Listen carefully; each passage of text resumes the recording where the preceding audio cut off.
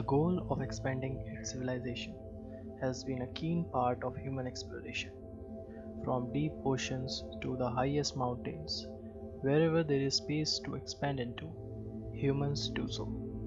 We all know that the earth is not the permanent base for humans to live, as it will not indefinitely sustain life. In order to escape extinction, we must, sooner or later, find a new home. With the current knowledge and technology, the best option for us is the Mars. Mars, also known as the Red Planet, is currently not hospitable for sustaining life, but we can colonize the planet, and it's not that much of science fiction. We can achieve it with current knowledge and technology.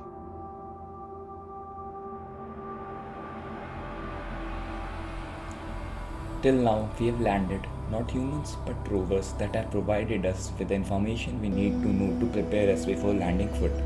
According to the current information, Mars' atmosphere is 96% CO2 and only 0.13% oxygen, and the surface is poisonous, the soil is not fertile.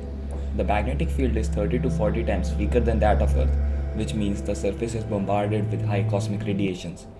Then the problem which arises is of water. Due to very low temperature, most of the water is on the polar caps in the ice state. Also, studies show that there is some liquid water beneath the surface of the planet.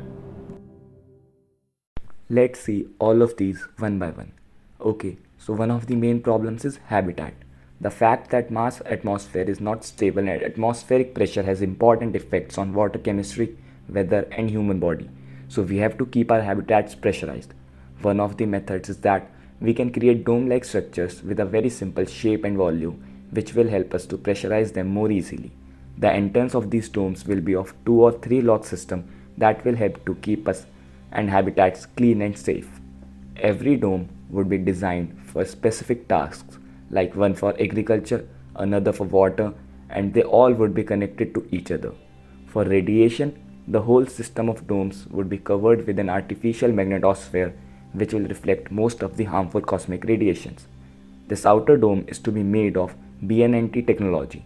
Boron nitride nanotubes are a polymorph of boron nitride.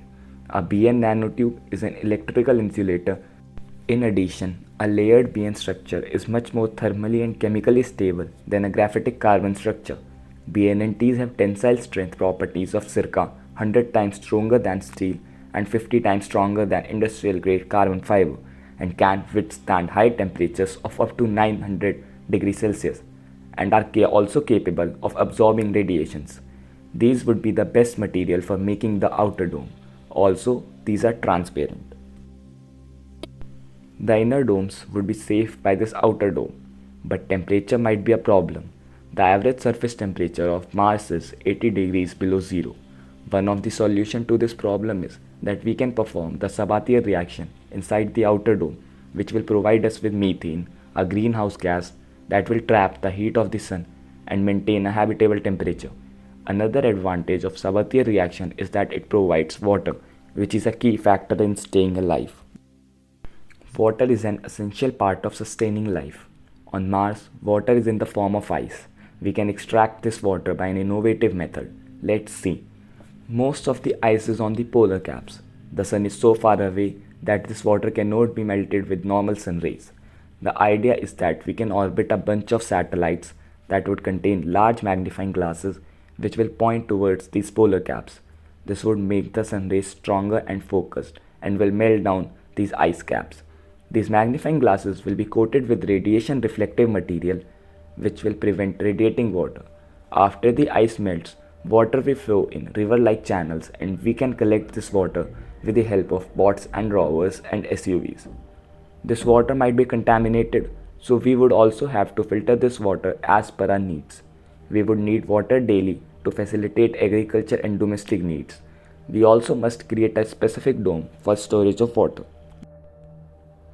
Now we have come to the agriculture part. Unlike Earth soil, which is humid and rich in nutrients and microorganisms that support plant growth, Mars is covered with regolith. This is an arid material that contains perchlorate chemicals that are toxic to humans. Mars soil is not ideal for plant growth due to its granular and porous texture. As a result, water seeps away and the plants cannot efficiently use the amount of water available to them.